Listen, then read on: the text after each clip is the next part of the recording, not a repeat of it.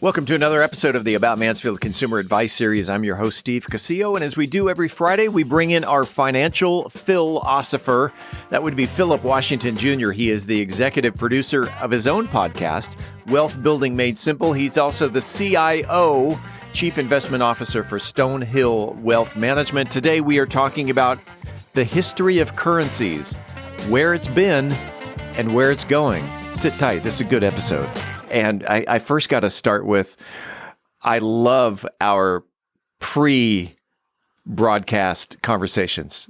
I know, right? If we ever recorded them, we probably get all kinds of hate mail, comments from all sides. Yes, we've thought about starting our own podcast called, what was it? Poke the Bear. That would be an awesome podcast. Or maybe Stir the Pot. Oh, I like that. Ooh. Stir the pot. Yeah. So anyway, you've got me in a great mood, and we are talking, as we do every Friday, about your finances, your 401k, your nest egg, your retirement. But today specifically, we are talking about the history of currencies. Again, based on your podcast, Wealth Building Made Simple, which you just recorded prior to us going live, and you brought up something that I've never heard before, and that was the CE and BCE. I've always thought of BC, before Christ, and AD. Explain what BCE and what CE are, and let's go back in time and talk about the history of currencies. Yeah, so they represent the same bookmarks on time. So instead of AD or instead of BC, they're now using BCE, which is a more inclusive I learned this morning too from the research, a more inclusive term for before Common Era. So instead of before Christ, it's before Common Era. And instead of AD, they use CE for Common Era. The right? Common Era. Yeah, which makes sense, right? 'Cause I was like, I wonder how Muslims or other believers might feel about referencing time, related to Christ.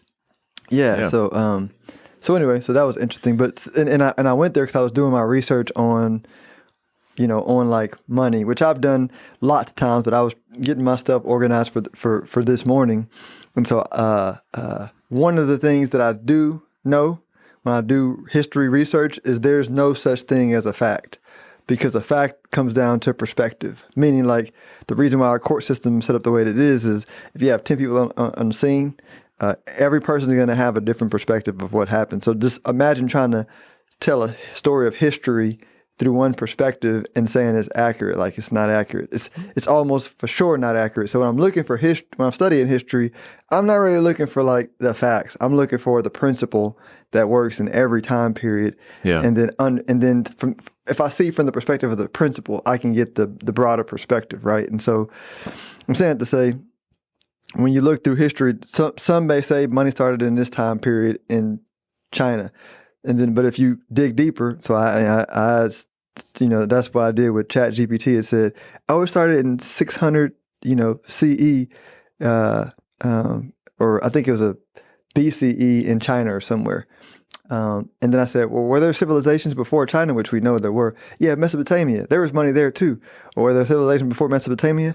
Yeah, there were. This one being the old Egyptian kingdom, right? And there was money there too. And they were like, and I was like, so money's basically wherever you find humans in history, you're gonna find money. Yeah. Because money is how we exchange value, physically, right?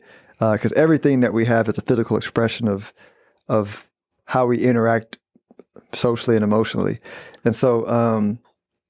So money has been different things, whether it's been seashells, whether it's been tablets, whether it's been coins, cigarettes, yeah, and now paper money. And even going further back, bartering. Yep. You got a cow, hey, trade that cow for right. I'm fresh out of cows. Yeah, just for whatever, right? So yeah, money is whatever we ascribe the value to it. And if the first bit of currency became coins then? I think because paper hadn't been invented back then. And yeah. The first, and this is what I'm really working to do with currency is break an idea of currency being one thing. Currency is whatever we believe it to be. So before it was coins, it was cattle being traded for eggs, right? Like to understand currency, to understand it, like current, right? It's Right. an energy. It's just it's what we have faith in. So if we have faith in this bottle of orange juice as a society, it becomes money. So like the fallacy comes in making investment decisions around where to put your money is not understanding what money is. Meaning if people always say to me, oh, this asset class isn't valuable because it isn't backed by anything. Okay, well, what's the U.S. government backed by? Money backed by? Gold. It hasn't been backed by gold since the 70s. But if it was, what is gold backed by? Oh, well, what do you mean? Yeah, like what is gold backed by? I don't know. Just the history books said it's always been valuable. Exactly. Like you're believing facts that are built on top of. Let's look at the principle. The principle is money is whatever we believe it to be. Sure. That's the principle of money. The principle of money is always, well, if you're in jail and they don't have anything, then they believe money is cigarettes. And it works. Like the economy works. As long as you have something of value that you believe it to be. Now, here's the other thing that's important to know. It has to have belief, but then it has to have believability, meaning not manipulated. So the reason when you see financial systems break down, it's when the people in control of the money lie about the amount of money in supply, meaning they print way too much money than is necessary to support the goods and economies of the society, and or they print way too much money and then they restrict the money to freely go where it wants to go to reinvest in the updated economy, right? Because the people that built the old economy are like, hey, we need you to take this money and stuff it back into this old economy so we can keep getting rich. And people are like, but I don't want to do that. I want to take the money you printed and I want to put it in the new economy that's building things that this new generation is bringing, which is better than the old generation. And they're like, but you can't do that. Well, why not? Because it would like make us poor. Okay. I mean, why don't you just switch over to the new? What exactly? What if everyone took their money and they put it into the new generation? Which you have a shift of power, literally. Okay, and I think that's where some people are headed. That the new generation money, as we've talked about many times on this podcast, or a balance of power. How about that? Is digital currency. Mm-hmm. And so, yeah, again, what if everyone took their dollars, their coins, their dollar bills, and said, you know what, I'm going to convert this all into digital so that not only can I access my money from anywhere in the world, I just got an electric bill and I'm in Thailand right now. I hop on my phone and hence this is why you see the propaganda against digital currencies. It comes down to like a parent, right? And I'm going to pick a topic that is sensitive, and it's me picking it, not Steve picking it. But I'm wearing this shirt because the natural tendency when you're afraid of change is to try to control stuff. You know what I mean? Yeah. Like when you are afraid of new ideas that are different than what you grew up believing, the natural human reaction is to fear it, right? It's the reason why they're trying to ban books now all over Texas and different deals, because they're like parents whose job is to protect their kids.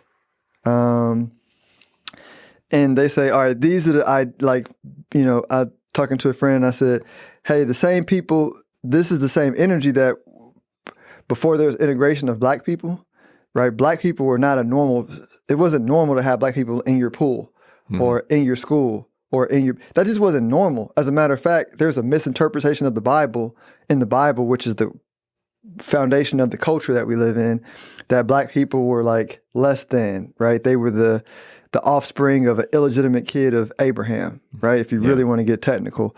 And so like that mindset was that we didn't belong in society. And it was not as like we're looking at it going, oh, that seems barbaric. No, but that just was that was just the normal perception of a lot of folks from that society at that point in time. So I'm not judging it. I'm just saying that was the old perception. And so integration was just forcing a new perspective into society to where now the answers of people who thought that way, they're like, oh yeah, I like black people. But these new group of people and their ideas, this is not right because this is not, and I'm just like, no, like, listen, like ideas continue to grow. Like if you look at how nature works, nature spreads seeds, infinite amounts of seeds being ideas, right? It's always spreading seeds and always growing new and different life. That's literally the stasis or balance of nature.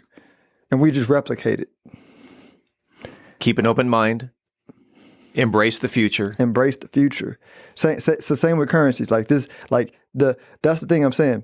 The new currencies are gonna come. Like there's 100% no stopping it. Yeah. You cannot stop it. It's in the history, the dictator mindset is defeated 100% of the time. And I'm saying dictator in the sense of where you think your perspective is a perspective that should be forced on everyone. That's undefeated forever.